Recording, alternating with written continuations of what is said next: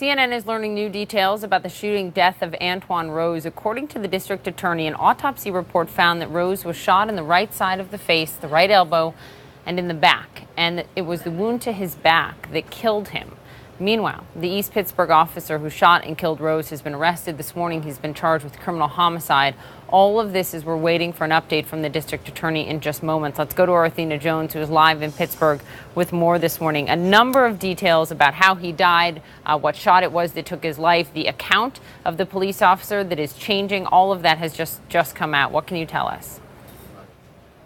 Hi, Poppy. That's right. There are a lot of details in this criminal complaint and in the affidavit. The criminal complaint says that Officer Rosfeld, quote, intentionally, knowingly, recklessly, or negligently caused the death of Antwon Rose, another human being. And this complaint, the affidavit that is attached to these charges, cites several witnesses, several of whom restate or confirm that Antwon Rose's hands were empty as he fled the police vehicle Tuesday night of last week. The affidavit does say that there was an empty 9mm Glock magazine found in Rose's pocket at the hospital. But what's interesting here is what we're learning from the officer, Officer Michael Rosfeld. He was interviewed on Friday by investigators, and this is what he told them. He said the front seat passenger, who was Antwon Rose, exited the car, and he said turned his hand toward Rosfeld.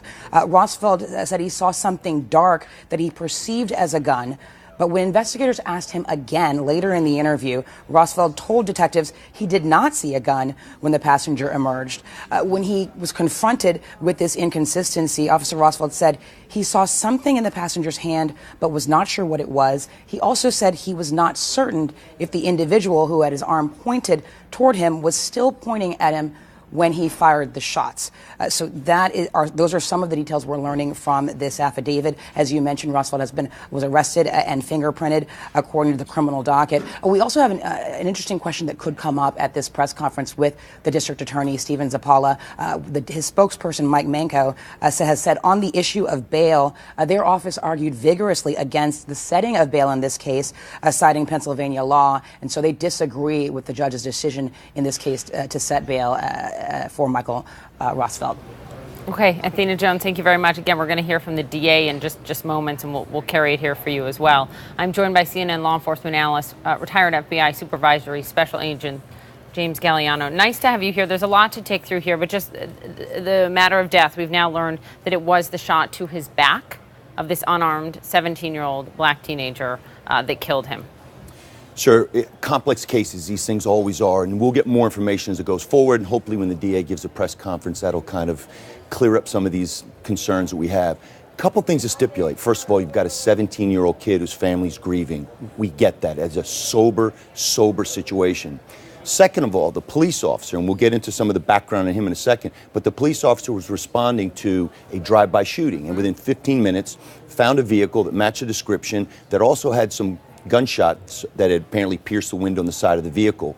As the officer calls in for assistance and then tries to prone out the three people in the vehicle, which is the appropriate thing to do, two of them take off. Now, there's two court cases that happened in the 80s that are really going to guide whether or not this officer has a leg to stand on. The first was in 1985, Tennessee versus Garner, which is the fleeing felon statute, which basically says, did the officer shoot somebody from behind who was fleeing, who had committed in front of them some type of violent action? Right. We don't know if that happened, and there's nothing to say that there is. No account says that happened. The second is Graham versus Connor, which basically says the objective reasonable standard. Would a reasonable person react the way that officer did under the circumstances? The inconsistency in the statements that this officer has given. Let me put it up on the screen and just read this for you in full from the criminal complaint.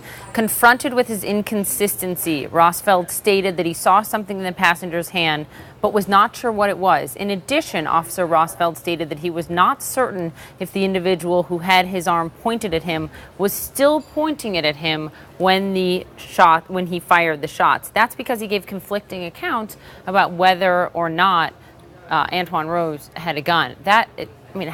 Is that problematic? Those inconsistencies are.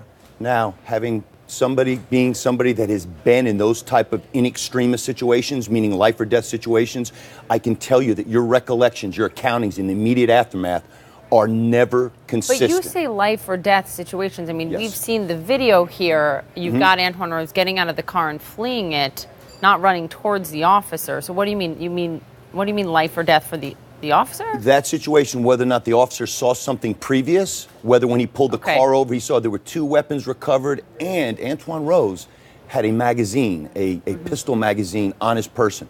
Does that give him the right to shoot him in the back? No. We can't say that right now without more facts coming out. Hopefully the DA will clear that up. Unarmed, but as you noted, had this magazine. Thank you for being here.